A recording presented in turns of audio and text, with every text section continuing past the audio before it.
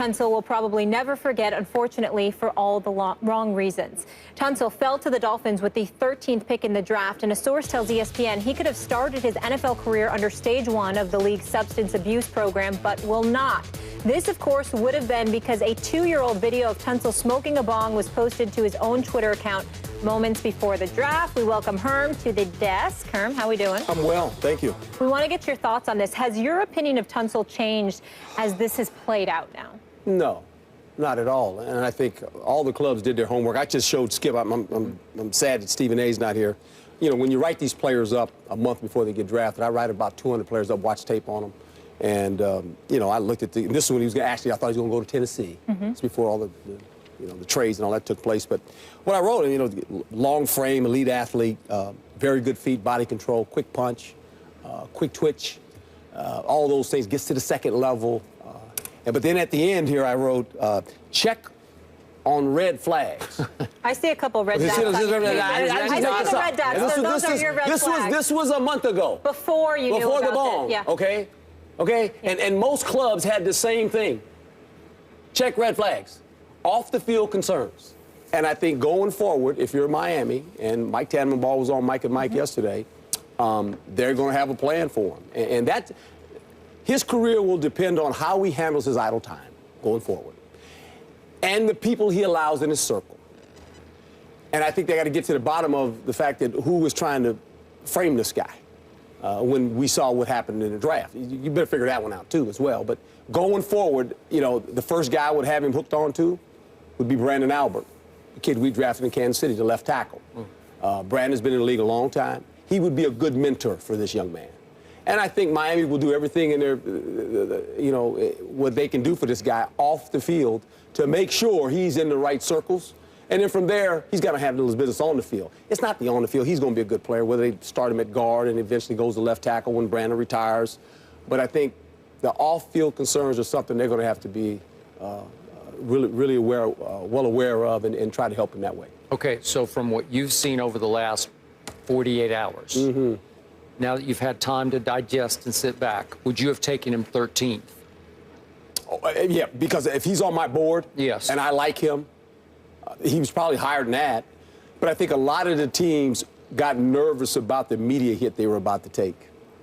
Oh, yeah. They knew they knew that this guy maybe socially had smoked some marijuana. Okay? He's not the only one, by the way. Out of the 256 guys got drafted. Okay, let's make that perfect clear. He's not the only one. Okay?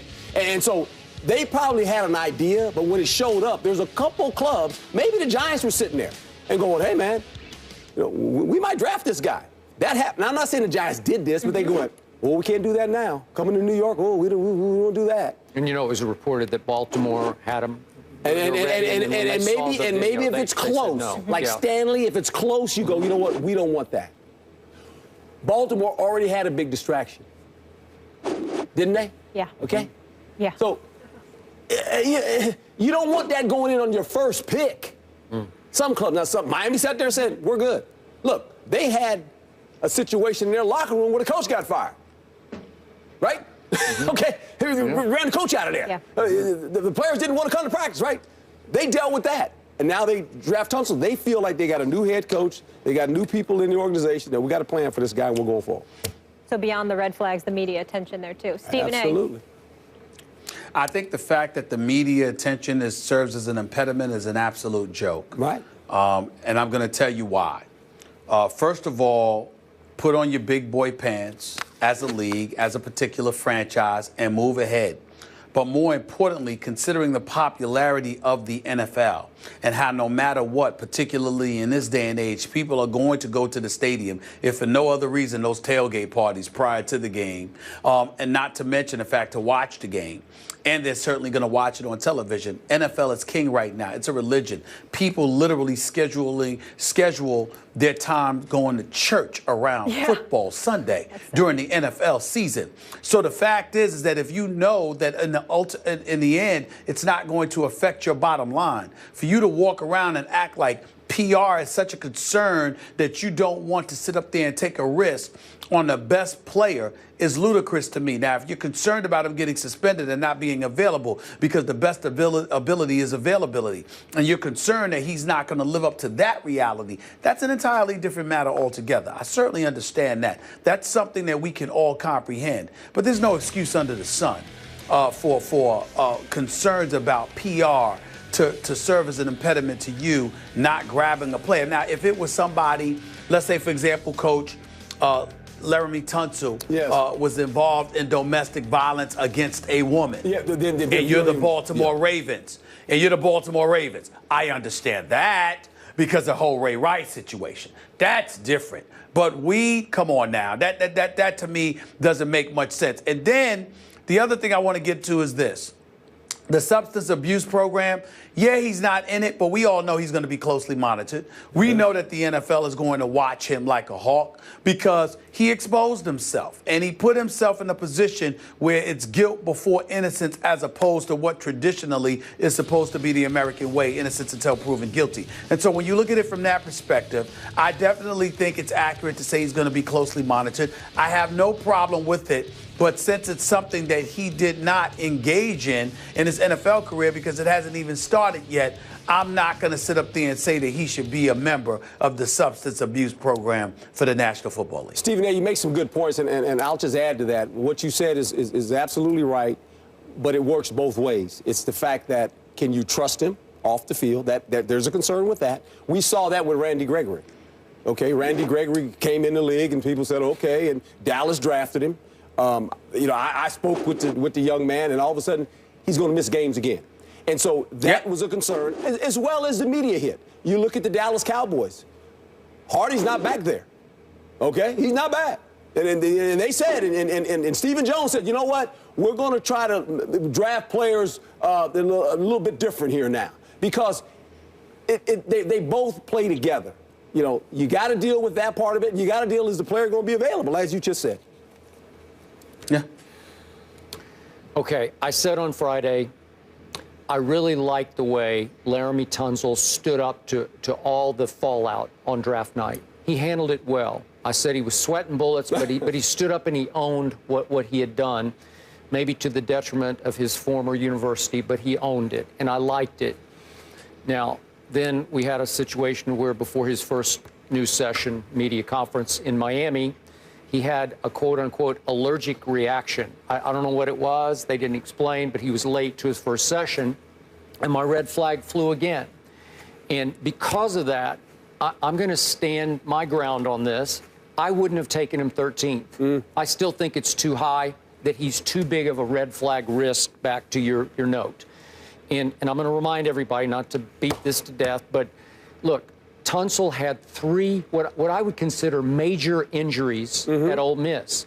He had a broken leg, and he had a knee, and he had a biceps tendon. These are big deals. These aren't little deals. These are big deals. So I don't know. Will he always be available going forward? Will his, oftentimes, college history of injury and behavior will predict what's going to happen in the National Football League. Oftentimes it will. Sometimes it won't. Sometimes guys just magically they stay healthy through their pro career, and sometimes they shape up and fly right in pro football. Sometimes. But in this case, there was so much going on here with the 7 games he missed for taking impermissible benefits. Right. The issue, he was, according to Kim Dichie, in the hotel room the night that Kim Dichie fell through the window and then got arrested for marijuana possession. These are just bad signs, followed by some ongoing ugly feud with his stepfather. Right. Back and forth, suing each other. It's not a good sign for somebody you're going to invest even 13th pick money in going forward. So I hope I'm wrong about this, but I'm going to predict that there will be some issues, because he already had an allergic reaction issue before his first session with the media. Maybe he's allergic to the media. I don't know. But in the end, I wouldn't blame him. Well, I got it. But in the end, it's just a lot of red flags. Like, how many do you want before you say no? Well, let's put things in this proper perspective. This guy was considered the elite offensive lineman in the draft. Okay, by far. He was projected. He was projected initially to go number 1 until the Tennessee Titans traded down so the LA Rams could get the number 1 overall pick, okay? Then there was speculation that he was going to go at number 6 and then ultimately number 9. Well, because he fell to 13, let's take the Miami Dolphins into consideration. According to the reports, they had him on their board originally at 8, and they would have taken him. But remember, they traded with the Eagles, ultimately ended up getting Kiko Alonso along with Byron Maxwell, not to mention the fact that they've got the number 13 overall pick. So taking Tunsil elevated their stature on the offensive line, provided elite protection for Ryan Tannehill, which is something they're clearly trying to do moving forward. Not to mention the fact that by taking him 13th instead of 8th, they saved about $3.5 million, okay? So when you look at it from that perspective, Skip, I mean, it's a plus. And if you're telling me that you don't take him with a top 10 pick because of these red flags, I get that. But outside of that, this is a guy that was projected to go number 1. You got an opportunity to take him at 13. I must say, Mr. CIA himself, the man who is the absolute master at being long-winded and saying absolutely nothing, by the name of Mike Tannenbaum, your friend, Coach Herm. I mean, this dude should be working for the CIA. He says absolutely, positively nothing, even though he's talking to you. And at the end, you sit there and say, what did he say? Absolutely nothing. But he did a good job here. And I got to give credit where credit is due. I just chide because I like Mike Tannenbaum. Whenever we speak, we always exchange pleasantries. I genuinely like him. He's just a master at saying absolutely nothing. Nothing at all. But he did a good job with the draft. And I got to give him credit for that, Skip. I think he made the right decision. Okay, I got it. What did I say on Friday? Tunsil doesn't have just Pro Bowl ability to me. He has Hall of Fame talent. No doubt. Again, it's potential Hall of Fame talent, but I think you would agree. You had him going 1 to Tennessee. This is big time now. Well, yeah, and here again, I think regardless of what a player has done off the field or he's been injured, the process is you grade the player for what you see on tape. That's how you stack your board. From there, then the conversation starts. Is he worthy? Are we concerned about his off-field situation? Are we concerned about injuries? And if you are, you're going to put checks and balances by this young man's name and say, you know what, we're going to grade him here, but we wouldn't take him until he got down to 4 or 5. Okay, so that's how it works. And everyone's board's a little bit different. Some will say, obviously, Miles Jack. Some will say should have went in the first round. A lot of people say, you know what, nah, we don't know. Dallas Smith. Some people say, you know what? We're not even going. We don't even want to deal with him. Dallas drafted him. So everyone's board. You rank the player by his ability to play football. Dallas's surgeon did his surgery. Okay, so and then everything else. We got the inside. That's right. Then everything else kind of takes place after that. That's how it works. High risk, high reward, but I hope it works out for him. I hope he has a long, wonderful career. Coach, you will be back with us in just a bit. Thank you. After the break, it was a crazy ending in San Antonio last night. Did the Spurs get robbed? That discussion is next. Got some old legs with the Spurs.